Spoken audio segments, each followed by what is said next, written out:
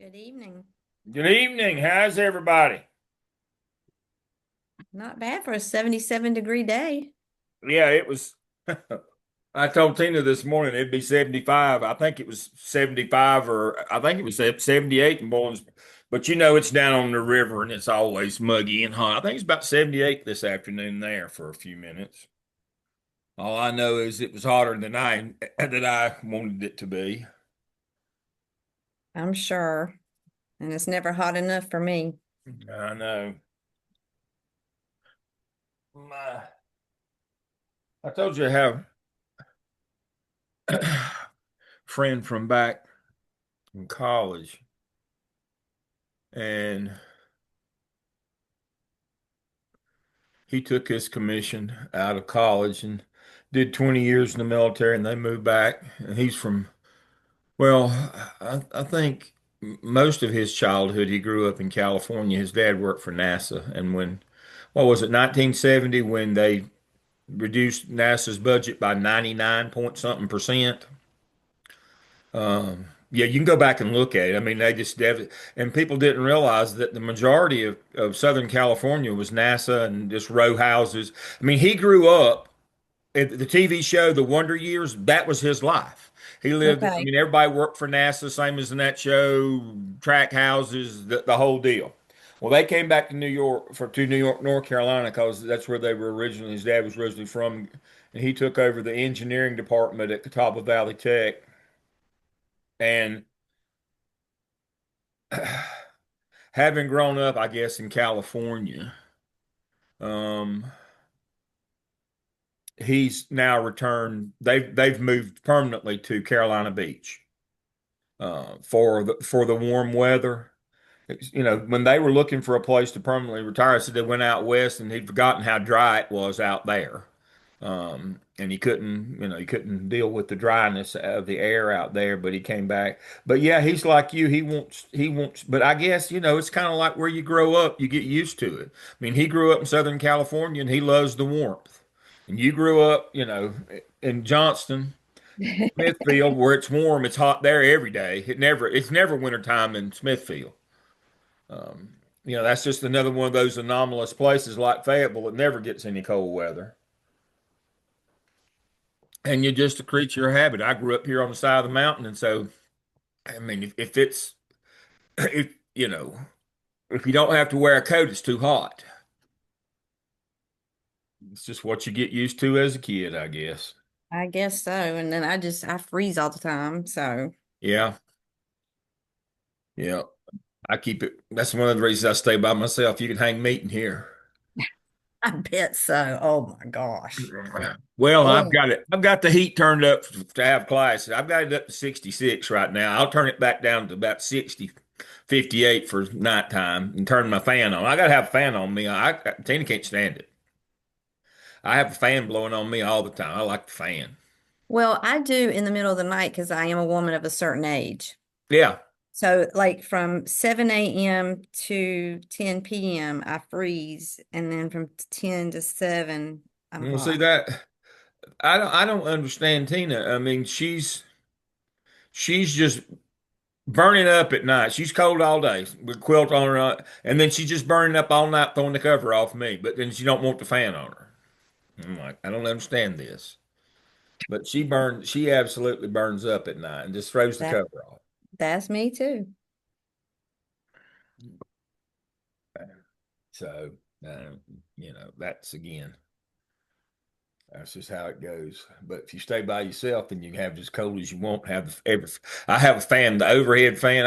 I spent a fortune having a ceiling fan installed over my bed here in the condo, and then I got a fan I got hid. Tina's not here, she don't know it. I have both of them going. Yeah. Yeah, I got to have my fan blowing on. All right, it's time for us to get started. Thank everybody for joining us tonight. I'll kind of lead us out. Um, Dr. Maraglia and I talked today. We're very excited about Courtney.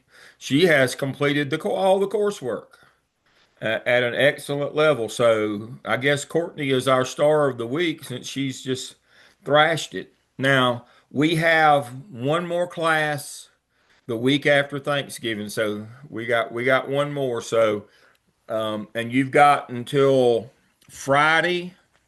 Let me get my book out here. Friday, December 5th, you got to have everything in because I got to turn in grades, I believe, that Friday. Now, if I get an extension to that Wednesday, I'll let you know, but try to have all your work in. Now, some folks ask about, will you pass the course if you don't do the skip? Well, of course. We're just trying to pace you to get ahead.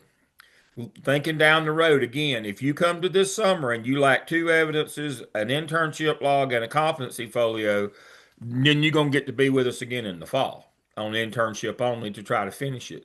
Again, the issue is that internship only costs $2,000. That's $2,000 for internship only to complete your portfolio. Now, you don't have to go to classes or any of that, but you got to pay $2,000 a semester until you finish that portfolio in order to graduate and get your license. So, maybe you can double up this spring, but if you come to the summer and you lack all that work, that's just not physically possible to get all that done in 6 weeks. It can't be done. I mean, it gets pretty intense when you have to do, that last evidence, you got to start putting them all together. Takes a while. The cap takes a while. And the problem with trying to do the cap in the summer is to get people to do you got to do some interviews on that. You got to interview staff. It has a qualitative component, and it's close to the school year or the school's already closed. Getting people to sit down and talk with you, it gets difficult. So if you can get through the skip, you can work on it on your own over Christmas if you can, but don't show up to summer lacking two evidences, an internship log and a competency folio. It will not go well for you, and that's a $2,000 issue going forward, and you don't graduate. All right, so Dr. Maraglia, I'll turn it over to you to talk about competency folio and other issues. Well, just want to remind everyone that you need to get your artifacts uploaded into TaskStream. Some of you have done some of them, but I think I've only got the one who is completed with everything. I think I am going to take some time tomorrow and just go through myself, even though I've already given you feedback on what you've submitted. And I'm going to go through and see what folks are missing and maybe reaching out to you directly through email, just as a reminder, you need to get this stuff in. It shouldn't be too difficult to pass your internship and have everything you need. And don't forget, you need to have your log with your hours, and your log has to be signed by your site supervisor. This is nothing new to you. You've been doing this for a few semesters now, but just as reminders, let's go ahead and get all of that stuff in. Okay, because you get a grade for your internship as well. And I want to make sure that everybody has a passing grade for their internship. Right. And if you've got questions about anything, please don't hesitate to reach out. I would love to help if you need me. Okay. Thank you, Dr. Maraglia. All right, tonight we're going to talk about school finance. But to talk about school finance, we have to go back and kind of recover some of the things we talked about earlier in the semester so I can remind you of them to set the context of how financing works. Now, for those of you in South Carolina, it works exactly the same way. It might have some different terminology, but the same laws apply and how things work still apply the same way. So let me share my screen and let's go back to our court cases. Because these court cases are what I don't think people understand. These are what set the context for modern school funding. Some 60, 70 years later, this is the legacy of that. So, as I told you, in 1954, the Supreme Court of the United States of America, federal law, said separate wasn't equal, that we had to desegregate schools with all deliberate haste. I told you, as somebody who was alive during this time period, we didn't do anything for 11 years, nothing. Didn't even pretend to do anything for 11 years. In 1965, the Civil Rights Act was passed, which made people do things. Then you had to do stuff. And so the federal courts ordered states to start integrating schools in 1966. And so in the fall of 66, school integration started. However, the folks that did not like that, the politicians, they passed laws at that time to try to slow down or stop the integration of schools. The most salient for our purposes is that they passed a law that they would no longer fund the capital needs of schools, which is building them and keeping them up. That they would get out of that business, that they were going to shift their focus from K-12 to community colleges. South Carolina, same thing. Area vocational centers, community colleges, state colleges. They shifted the building, the state money to build these things to post-secondary, because if you had two schools of 300 and you couldn't afford to build one of 600, how were you going to integrate them? Well, that's why 5 years later, in 1971, the Swan case came along and said, "All right, if you're not going to build locally, build schools, then you're going to have to bust for integration." But that law has not changed. School districts still are responsible for the capital needs of their school district, which is buildings and grounds, both building them and maintaining them, and the technology that goes in them, and the furniture that goes in them. All those things are the responsibility of the local school district. The problem is the local school districts, as we know, are unempowered. They cannot levy their taxes. They have to go to the county commissioners to get that money. So that's the third stream of money. The first is the federal programs, and you can see all the titles, and the Elementary and Secondary Act established all these things that we know now in terms of federal programs that are currently being dismantled. But this is what established them, starting in 1965, right along with civil rights. And then just a short while later, in 1975, brought in EC and 504. So you've got your federal money, then you've got your state money. We know the Leandro law, the Leandro ruling said that you only get whatever we send you. That's enough for a basic ed. Whether it is or not is immaterial. If we say it is, it is.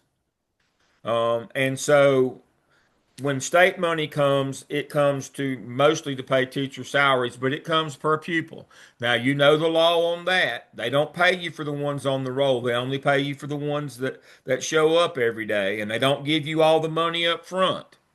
It comes in 10 monthly segments. So you have to have enough money on hand to pay the first month's bills, including salaries, and then the state reimburses you. That's why we saw a number of districts having to close school right before school started back in August because they didn't have enough money on hand to pay the first month's salaries. So you have your federal money, you have your state money, you have your local money. And remember, the local money, the bulk of it has to go for buildings, grounds, furniture, technology.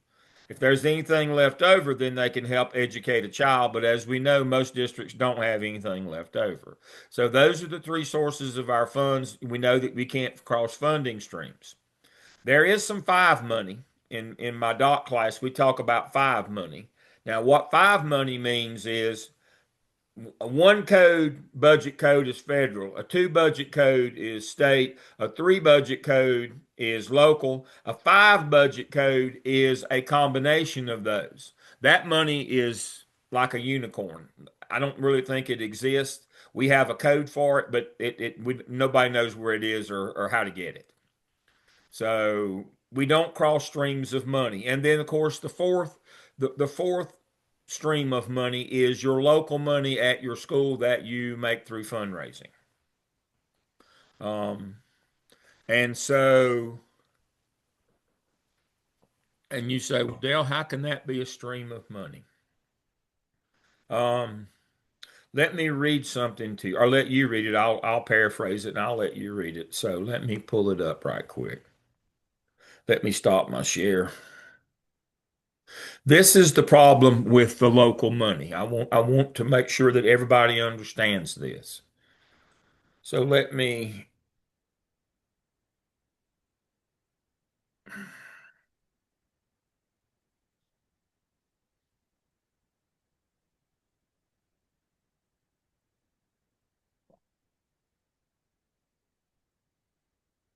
Okay, let me go to this email. Now, this is a story that came in one of my doc students this week, collecting qualitative data, doing interviews.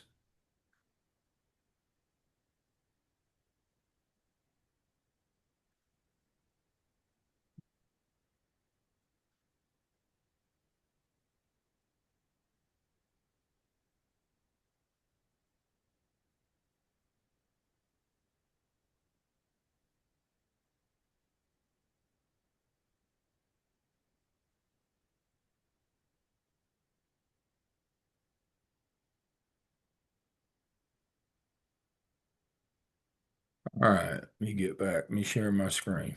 So what we're talking about here is the local money that you raise at your school level. So here's the story. This is a teacher complaining that her area, which might have been foods, nutrition, I don't know what it was, might have been art. They raised a lot of money and they had it in their local school account. And she got it says received a text from her principal saying that a substantial amount of money would be taken from my elective account to help pay off the lunch debt. Now, there's two stories in this, and I want to make sure that everybody I can get out of that now. If the problem with local accounts is if you have different groups raising it, it all goes in one pot, and the principal can spend it wherever. And you say, well, boy, that old mean principle. But the problem also is even though the lunch program is federal, they deny those kids lunch. And if you let them get one, the school has to use its fund to pay. Now, Lauren Acom is my doctoral student in Goldsboro. She's principal in Burlington. Her school alone had $6,000 in lunch debt last year, and she had to raise the money to pay it. Their district alone had over $100,000 of debt on lunches that schools have to pay, not the county commissioners, not the state, not the feds. Even though the hot lunch program is a federal program, if you give a kid a lunch, you as the school have to pay for it. And so while you think, boy, we'll get out and raise us up a bunch of money, but anything that's out of the ordinary, you have to pay for yourself. And so you can't lean very heavily on locally raised funds because if there's any budget shortfall or money shortfall, they take your money. Now, it said the principal took her money. The principal didn't really take her money. The central office took that money to pay the bills. And so what you need to get a sense of is while there might be four streams of money, they're very limited in terms of their amount and also limited in what you can do with them. You can only spend federal money on federal programs, and if you misspend it, they will fire you. Pretty much state money no longer comes with any instructional or professional development. It's just barely enough to cover the cost of teacher salaries. Local money um, might hires your non-certified staff like your bus drivers and cafeteria workers and maintenance people, but again that's they don't have enough of that left over to hire you any teachers, and they have to pay for your buildings and grounds, furniture and technology. So you've got to understand how school budgets work. And again, the district has to have money on hand to pay for the first month of school, everything, including salaries, federal, state, everything. And then everybody reimburses them on a monthly basis. And when your school district runs short on money, one of two things has to happen. You have to start closing schools or cutting things, or the county commissioners have to give you more money. As we know what happened in Winston-Salem, they said, no, we're not giving you more money. Um, and so that's the financial climate. You've got to understand the rules. And so there's a very good PowerPoint. Let me share my screen. I don't like PowerPoints, you know that, so I'm not going to read it to you. But there's a very good PowerPoint that has all the things that I've just kind of gone over with you on school-based budgets. And it talks about your federal monies, your state monies and where it comes from, property taxes. So just like if you want to let a bond to build a new school, the county commissioners has to be the one that approves it to put it on the ballot. And then when they go to the state, a bond is you're borrowing money from the state to build a new school. And if you have a bond referendum, when the county puts it on the referendum and the state allows that vote to be on the referendum for voters to decide if they want to do a new bond to build a new school, guess what the county commissioners have to do? They have to tell how they're going to pay that bond or that loan back to the state. And as you can see on here, the three ways that they could pay it back is raising property taxes, the evaluation on your house, or the millage, the amount that you pay, or they can add a penny sales tax, or there is no local income tax. So they can't do that on the local level. So they only have two options. Either add more taxes to your sales tax or manipulate the value of your home or how much you pay per the value of your home, either the value or the millage, the rate that you pay. And they have to declare that they're going to do that. And in a public forum, they have to tell the voters in the district how they're going to fund that bond. So when they say we're going to let a bond, we're going to have a referendum on a bond, and they have to say, here's how we propose. If you vote yes, this is what we're going to do to pay for that loan that we're going to get from the state to build this new school. We're going to add a penny to the sales tax, or we're going to raise the property tax evaluation, or we're going to raise the property tax rate. They have to tell that. Now, how happy are they to do stuff like that in the current climate? The county commissioners, they're not jumping on board to go out and tell the voters they're going to raise their taxes. What has every politician since the beginning of time run on? I'm gonna lower taxes. We're gonna lower you. No politician has ever run on. I'm gonna raise your taxes locally. And so you either raise the property taxes through the value or the millage, the rate, or you add money to the sales tax. Anybody live in Mecklenburg besides me? Dr. Maraglia moved out. I live in Mecklenburg. Guess what Mecklenburg has done? They've done all the above. Let me say that again. That's one of the reasons Dr. Maraglia is smart enough to move out. They have done all of the above in Mecklenburg County. So guess what our sales tax is in Mecklenburg? It's 8 cents. They have added what 2.5 cents to the base, and I think it's 5.5 statewide. It's 8 in Mecklenburg County. Sales tax is 8%. So that's the first thing they did to bond, more schools. All right. I live in Mecklenburg County in the city of Cornelius. And so not only did the county rate go up, the tax rate, how much I pay for every $1,000 my property is worth, not only did that rate go up 5 cents, my property evaluation over the course of 20, 25, 24, 25 months, my property went up $400,000. Now, you listen to me carefully. I didn't say it went up to 400,000. I said it went up an additional 400,000 over the course of 2 years. $400,000 increase in the value of my property. The millage went up 5 cents on 1,000, and we pay 8 cents 8 cents sales tax in Mecklenburg County. So why is it you can ride down the road and you see all these beautiful new schools? Well, that's why. They do all of it in Mecklenburg. But if you are a taxpayer there, uh, if you don't have kids in school or if you're not a public ed supporter, you're not happy about any of that. But that's how the local has to raise money to build a school. They have to borrow it from the state in the form of a bond. Now, they have to do the same thing to get the money to fund the school buildings, the maintenance of them, the furniture and the technology, some combination of the millage, the evaluation, or sales tax. That's how the county commissioners gets the money to fund everything in your school. And they have to do additional on top of that if they want a bond. So you can see that you are at the mercy of the politicians in terms of that local money, and you can see why it's kind of dried up because they have other things that they want to fund with it.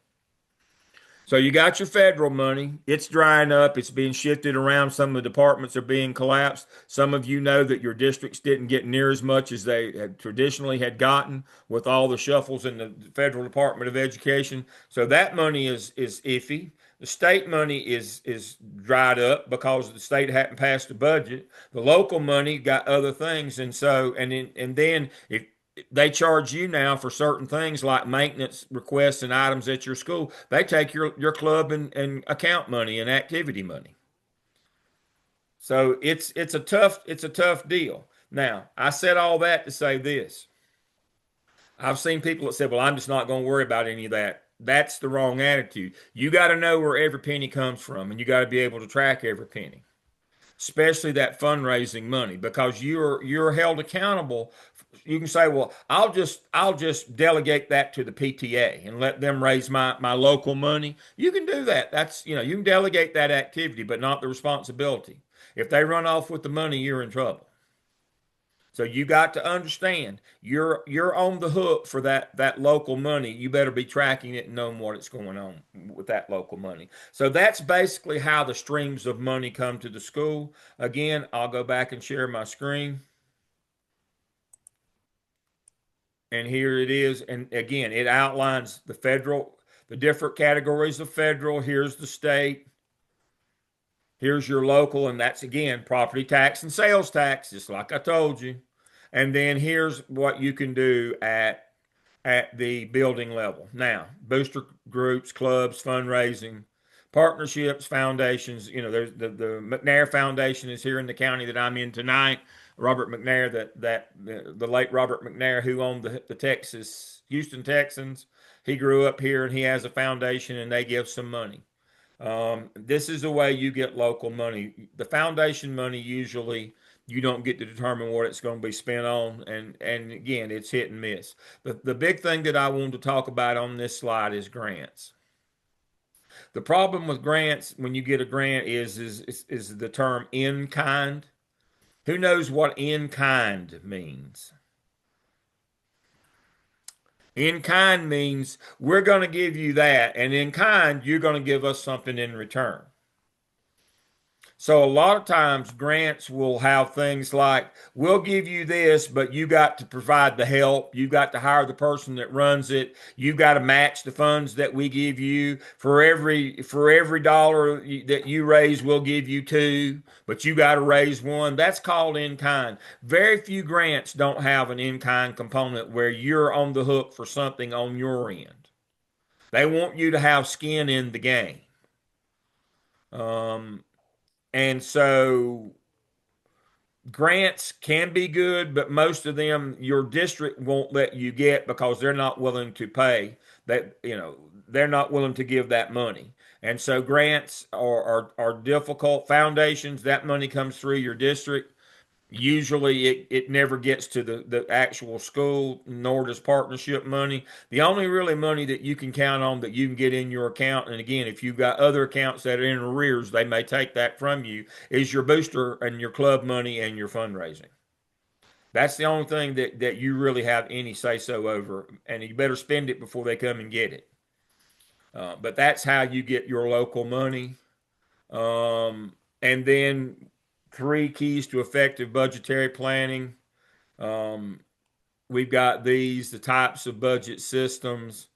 We have zero based in the school business, zero sum accounting, building principle, and there's a lot of slides here, but I just wanted to give you the basics. But again, you can pull that up if you want to see that part. What I really want to talk to you about is what are the laws? This is a law course. Our job is to keep you from losing your house. Now, all these laws are replicated in South Carolina in their titles. But here are the laws that you must follow to handle money. Dr. Maraglia, you want to lead us out on this part? Yes, sorry, I was just taking some notes. I saw that. That's why I thought you might want to put some of that stuff to practice here. All right, we've talked about the powers and duties of the principal and statute 115C 288. That's not new to you. We've referenced it throughout the semester. And part of the powers and duties of a principal, as you get further into it, you can see here is to make available school budgets and the school improvement plan. And when you talk about your school budget and your school improvement plan, how did the two of them work together? Who can talk to me about that? That was in the OMA.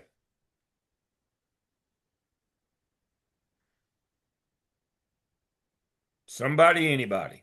Come on. What's the link with your school improvement plan and the budget?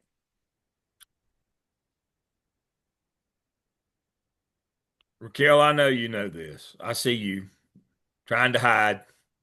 He's getting lower and lower in his seat. All I can see is the top of his head now. Okay. Sorry. Ask again. All right. What's the connection between your budget and your school improvement plan? Basically, you'll look at what your school need, and then you'll fix your schedule and your budget around it. Yeah. That's it. That's That's that's all we needed. it's just that simple. You do a needs assessment in your school. That's what a school improvement plan is. What do we need to spend our money on? And that's what you schedule, that's what you budget the money to spend that year. Too many students think accounting is, but I don't want you to go talk to the school bookkeeper about budgeting. They just keep up with what you spend. Budgeting is when you plan around what your needs are. This is how I plan to spend my money. These are my priorities. That's what budgeting is setting priorities based on the needs you have in your school. That's the link between the school improvement plan and the budget. If you develop a school improvement plan and you don't budget for it, it's not going to happen. It is not going to happen. The Your money budget has has to got be to there. support your school improvement plan. It's got to support it, Back to you, or Dr. it's Wagner. meaningless. It's going to be your school improvement plan is going to be meaningless if you're not budgeting to support it and to meet the goals that are in your school improvement plan. And then you'll see in the next section, this is referring back to what Dr. Lamb had talked about earlier about you getting your payments in the 10 monthly installments. Remember, he's talked about that tonight, and he talked about it a few weeks ago when we were talking about financing at that point as well, and talking about how your first month is on you, and then Yeah. once the state gets your ADM, your average daily membership, and they know exactly how many bodies you have in your building who are showing up every day, then your payment is going to be based on what your ADM is. And he also said earlier, you may have students that are on your roll and you think they're going to show, and then they don't. That's why attendance is so vitally important those first 10 days and first 20 days of school, because that is what your budget is going to be based on for the rest of the year. The amount of money that you're going to receive is going to be based on the butts that are in your seats. Okay, so that's why you probably have had the front office folks worrying you to death the first few weeks of school, making sure that your attendance is accurate. I mean, we would go room to room sometimes doing hand counts to make sure, because CMS there for years, notoriously, we would be told we were getting X number of children and then we didn't. And I would say since COVID and a lot of the students who are being homeschooled Yeah. and having some alternatives like that is it's kind of gotten even stickier, trying to make sure that you know how many folks you have in the building and you want to account for as many students as you can. And correct me if I'm wrong, Dr. Lamb, but I believe our state legislature just passing a law that you can't fail children based on attendance 60, yeah. is tied into, schools would take extreme measures sometimes with students not coming to school. And they're doing that because they want to make sure they're getting money for that student. The student is there, but they just don't come to school regularly. But our state legislature in North Carolina just passed a law that went into effect, saying that schools cannot do that any longer. Yeah. And so if they're not in danger of failing, they miss as many days as they can. Does that apply to charter schools as well? Everybody, Oh, okay. everybody that you can't fail a kid just because he doesn't come to school. Okay, And 'cause so that's a part of our now retention. if they don't show up for 10 days in a row, you can drop them. So what will kids and parents do? They'll show up 1 day a week now. Mm-hmm. In high school in Charlotte, especially, they show up on chicken day on Thursday. When you have fried chicken in the cafeteria, everybody comes on Thursday. You But know what I'm not sure about with this though is high schools, and I don't know if this is everywhere, but I know at least in Mecklenburg County, high schools would make students do recovery on yep, Saturday to make yep, up their time. yep, Can they still do that? yep. Okay. Yeah, So I you got can one still do question. recovery, that's part of enrichment. I actually and we also got it going on in South Carolina because I've got one in chapter 5. He's just finishing up chapter 5. He's in Cherokee County in Gaffney, and that's what his dissertation has been about is are the different programs that they're running, and they're running 3 different programs. They're running all 3 types of what we call enrichment programs to try to get kids in school to get the money. And one of the things that we're looking at 3 of them is Saturday school. Yeah. So, but yeah, North Carolina's doing that. But the whole idea was that schools were threatening, to kids with and parents with failing grades if they didn't come to school. And now the legislature says you can't do that. Then more That, kids are not going to come on a regular that's basis. that's part of our retention. They say if the kids do not come, they will be retained regardless of how well they've done. Yeah, And but the state, the North Carolina, they just passed a law that you can't do that. okay. If they can pass the work, if they don't show up but once every 2 weeks, they're only required to come once every 2 weeks. If you miss more than 10 days, they'll drop you. Tamika, are you in North Carolina? I can't remember. I am. I'm in Durham. Yeah. Okay. Yeah, that does apply to us because we've been having the conversations in my charter school about how this law is going to impact. We were not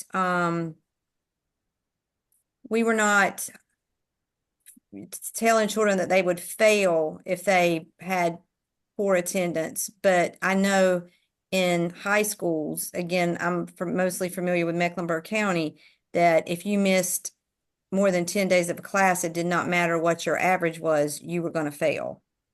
Mm. And you could go to recovery to make up that time to a degree. But yes, that does also apply to us in charter schools for sure. So the question for Courtney is, how does this work with North Carolina's law of 6 hours live instruction? It does not conflict with that. I was going to type that in, but I'll just go ahead and say it. But the 6 hours of live instruction that's a requirement for schools. We're not. This law is you still got to be providing 6 hours of instruction every day, whether they come or not. Doesn't affect that. This is parents complaining that schools are punishing them and trying to make their kids come to school and they don't want to. And the group that's trying in the legislature in North Carolina that's trying to destroy public schools is going along with stupid parents. That's just who they are. They're just stupid parents. And But they're I going thought a along child with had to that. go to school for at least 6 hours a day. They had to do that. No, not anymore. To be counted present for a day, yes. But you only have to come 1 day every 10 out of every 10. Now you But got no, to you come and don't stay for even, 6 hours to be counted present that day. Yeah. You no, can't you do don't that even have deal to of, do of that. It's only a few hours. It depends on what time your start time is. But if you stay, like if you start around 8:15, and then you stay to about 11:30 or noon, Yeah. you're counted present. Yeah. You don't even have to be there all day. The school has to provide 6 hours, whether you're there all day or not, but the school is the one. See, what was happening was school districts were letting out early to save money. Starting, they were starting late, and there's no way if you start 2 months, if you start basically a month early, and end by Christmas and do all that. This is, regardless of when you start and break the law to start, to be a school day, it's got to be 6 hours of instruction. Is what they're saying. If you're not running that, we're not going to fund you for that day.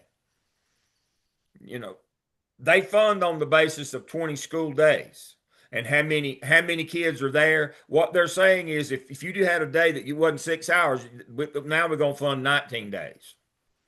So that was more punishment for school districts. That's more about them.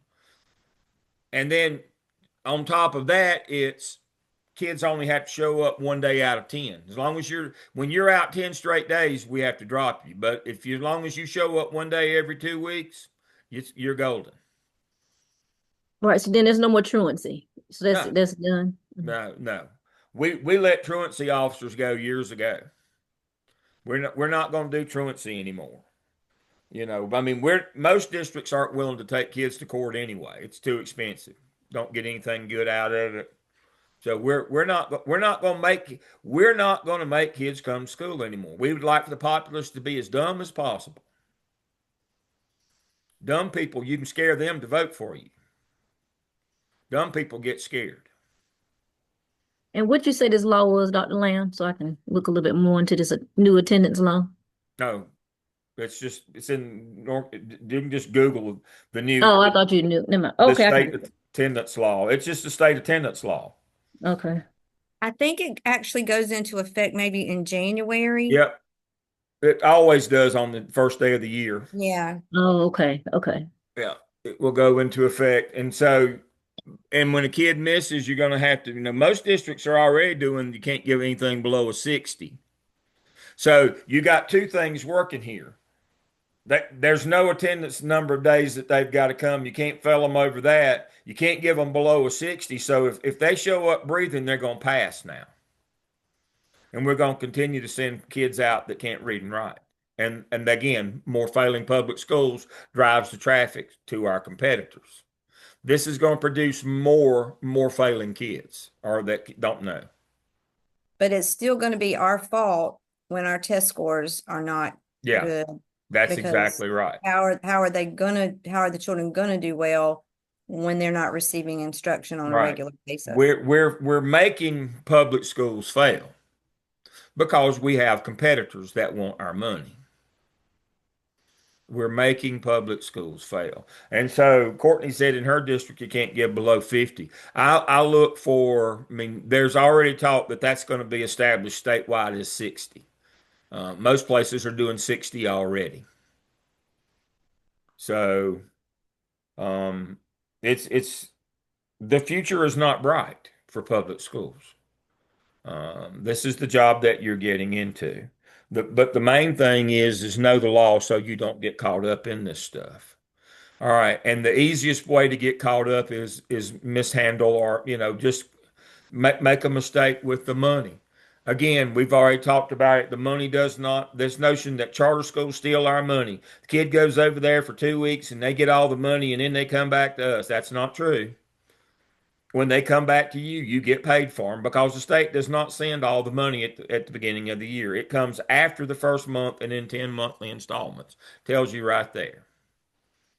All right.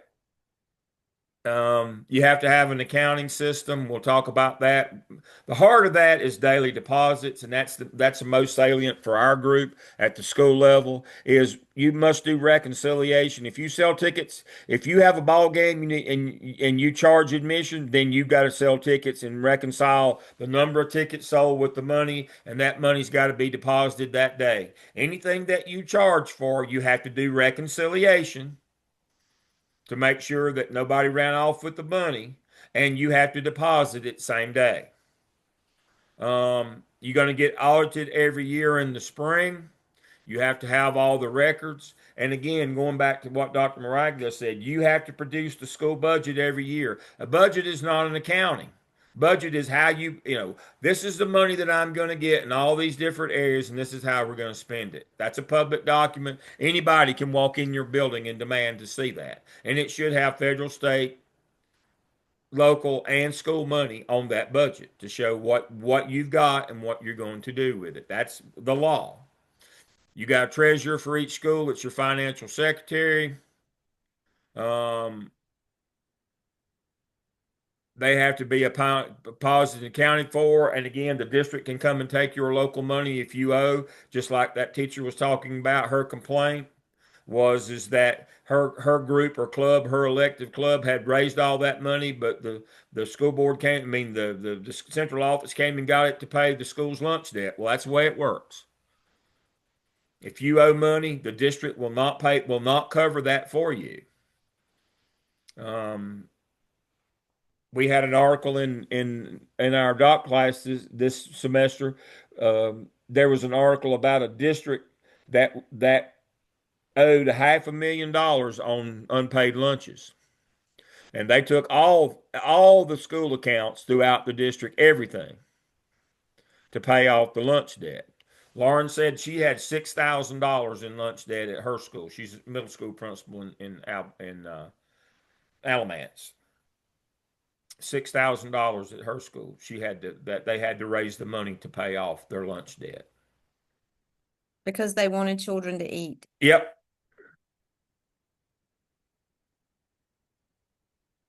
Okay. Right here.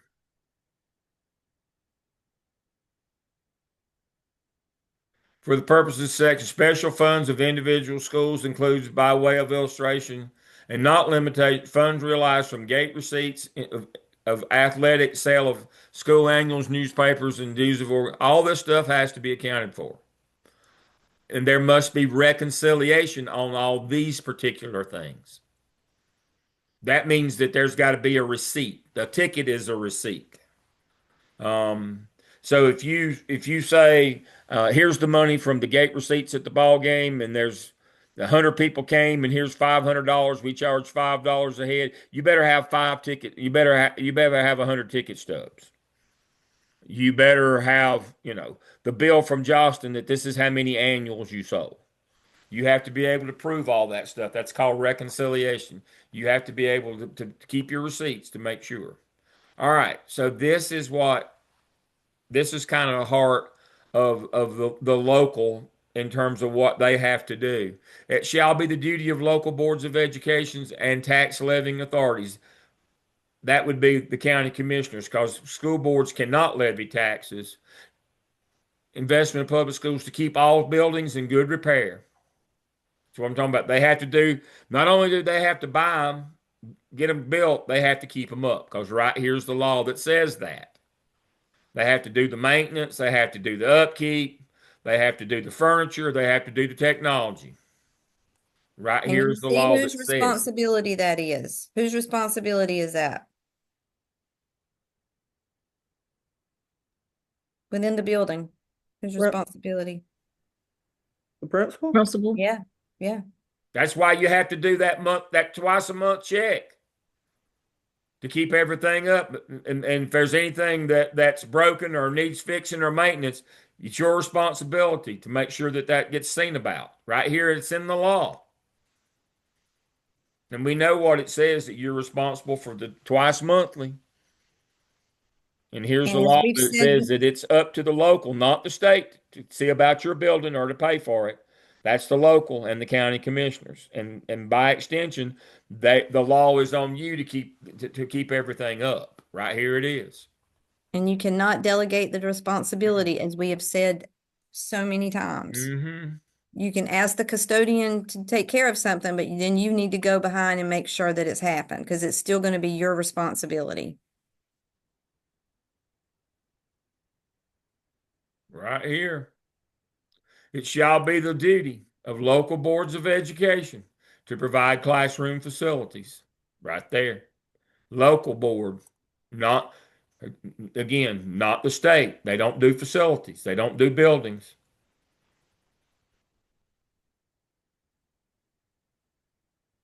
Adequate school buildings, classrooms, right there it is. It's local. It's local that has to take care of all that stuff. And you're indemnified to take care of it and make sure that it's safe.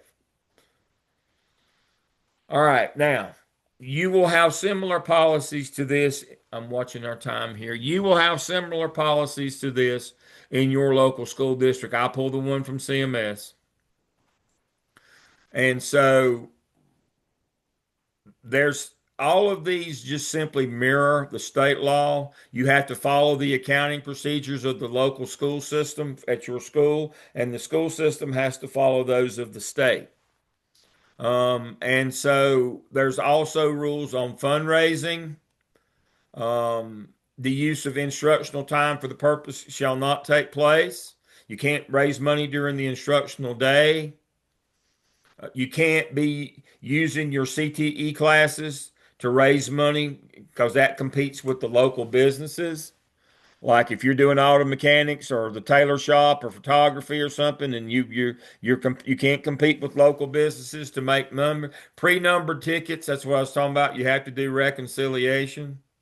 Night deposits, no money goes home at night. Right here's all of that.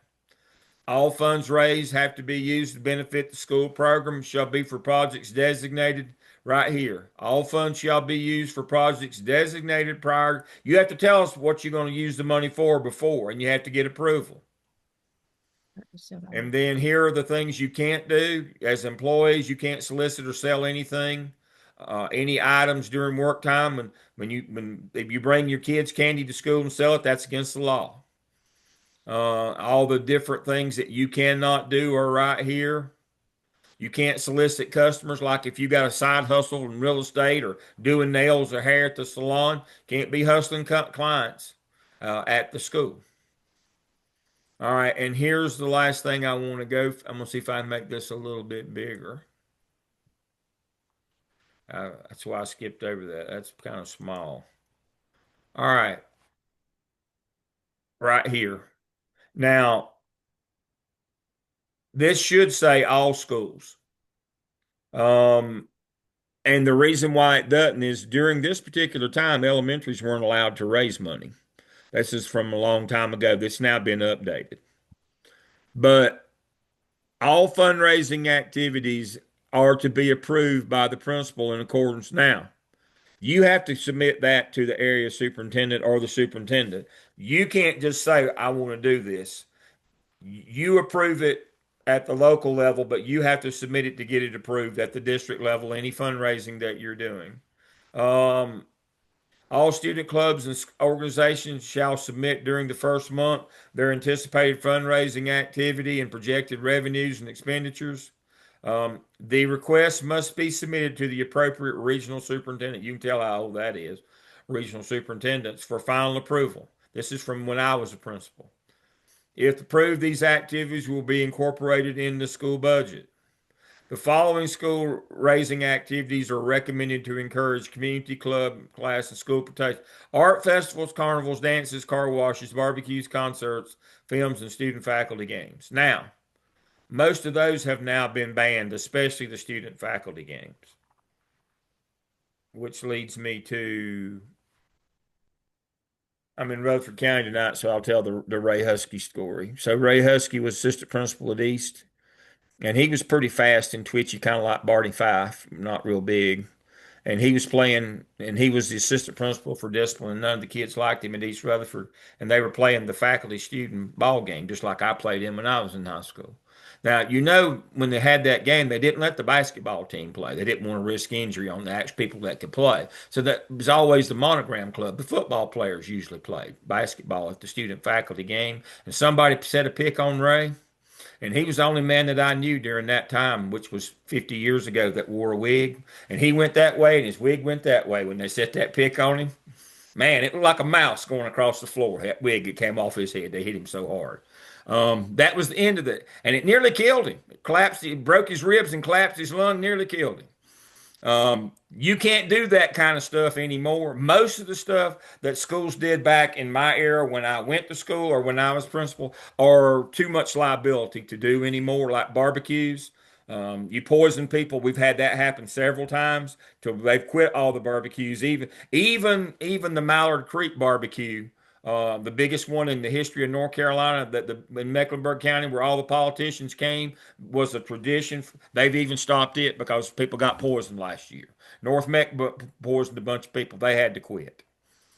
You shouldn't be doing things like that. Ball games like that, the risk of somebody getting hurt and suing you and or having to pay their medical bills or workman's comp. I mean, we had Jerry Winklejohn that got, paralyzed from the chin down. I mean, most of this stuff you can't do. You shouldn't do. It's not smart. This falls under one of the first lessons of leadership. Just because you can doesn't mean you should. You need to make a better decision in a lot of this stuff. There's a lot of liability. There's sometimes, like some things, there's no way to track the money, and it all tends to get gone. Um, I don't know. In the northern end of Mecklenburg at Lake Norman, most everybody sells those discount cards for businesses. It gets them involved, and they don't. It's not like selling oranges in the wintertime. They don't go bad, or candy that gets eaten, or any of that stuff. Those cards, particularly where I live with all the rich people, they just send a note home and people send checks or they just Venmo money to Cornelius Elementary. They don't even do a fundraiser. They just collect money from the parents.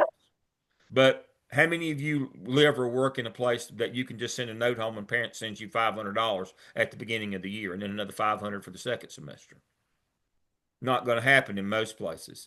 And so it's a struggle to come up with a local budget, but you can't be dumb. You can't take risk to your career and yourself by doing something like some crazy fundraiser that has the potential to make money, but that could cause somebody to get hurt or cause a liability like poisoning people, serving food. You can't do that kind of stuff. I know you want your school to improve and you love your kids, but if I could tell you one thing as we're coming up on our time here, don't risk your career to try to make money on something that's a high risk opportunity. I've seen way too many people do that. Selling candy thinking nobody's going to find out. I did that. I sold candy. I took a room upstairs and got me a candy vendor. I sold candy all year round. Well, what I didn't sell it. What I did was I was the principal. So every club that wanted to sell candy, I got a cut. I got 10% of their money. That's how I made money, on the side. They sold candy, but I got 10%. You gotta, the Godfather, you gotta pay the tribute, the tariff, the vigorous. You got to pay me like a loan shark. But we sold candy all the time. Now, were we in violation of the law? Of course we were. But I was also $200,000 in debt the day that I walked into that school. They hadn't paid for their annual, hadn't paid for their prom, hadn't paid Pepsi, owed them $40,000, hadn't paid anything in years. That's why I was the new principal. And so whatever it took. But now that's not smart. That is not smart to do dumb things like that to try to raise money. And everybody thinks that they won't get caught or it's for a good cause. Yeah, but not when you go to court. Not when you go to court. So and not when somebody gets hurt at one of your activities. When I was in Rutherford County and I was a middle school principal on the eastern side of the county, we ran the county fair on our property. Can you imagine the liability of running the county? We had the rides on the midway, all them carnies coming with them old rides that break down and throw people out in the yard. They just laughed in that part of the world though. But not today they wouldn't. Can you imagine the liability that we had? We ran the county fair. We had enough property around the school that we ran the county fair. I did not go in the building for 2 weeks. I mean, we would start in the afternoon we had a huge concession stand built on the property, loading that thing up. By the time I wouldn't get home till like 4 in the morning, come back and be there about 10 o'clock, start loading that thing back up. We ran the county fair. We ran the county fair. The liability is stifling. It's amazing that we got away with something that stupid. The good old days. Yeah, but you won't get away with that now. Not in the era of social media. Somebody gets, gets a little sniffles or gets a little tummy ache from eating your barbecue now, everybody in the world knows it. And lawsuits, and here come the lawyers. I mean, that's what happened in North Meck. They have stopped the Mallard Creek. You should Google the Mallard Creek barbecue, Mecklenburg County. That's the biggest barbecue in the United States. Had more people come to that one event than any barbecue event in the United States, and they've had to stop. Um, you know, so fundraising, we always used to say it's a necessary evil. I don't know anymore. I think it's just evil. I think it's just evil for our careers as a school administrators. I just your money or your honey. That's what gets you fired in the school business. Diddling the help or stealing the money. And so, or something going wrong with the money. So you got to know that. It's fundraising, stay away from it at all costs if you can. But hopefully you've gotten an overview of how school funding works, where your streams of money come from. Understanding again, you can't cross those streams. You better find out what you can spend your money for. Hope you understand budgeting is not accounting. Accounting is what you do, show us what you did with the money. Budgeting is what you plan to do. It's when you want to do your school improvement plan. Understanding the difference between budgeting and accounting. Budgeting is a plan. It's setting priorities based on your needs. That's what school-based budgeting is. Now, back to the questions that we ask you to ask your administrator, what are their steps in developing a school budget? I don't care what they are as long as they have them. And they should involve the school improvement plan. That's the two things. The 5 steps are debatable, but one of them better be school improvement plan. And they better have a plan for budgeting their school, not just we'll pay the bills when they come in. That's accounting. That's not budgeting. Dr. Maraglia, you get to finish us up tonight. Well, I'm going to end the way I began and just give everybody a reminder about getting their work in. I know we got Thanksgiving coming up, but this is a great time if you feel like you're a little behind on things to get ahead of the game and have everything in by December the 5th. If you need me, let me know. I will reach out if I have any concerns for the portfolio, but let's finish strong. You guys have had a great semester and let's finish out that way. All right. As the famous Chuck Willery used to say, we'll be back in 2. We'll see you in 2 weeks. Extra credit if anybody knows who Chuck Woolery is and what TV show that was. All right, we'll see you in 2 I weeks. know. Bye bye. Bye.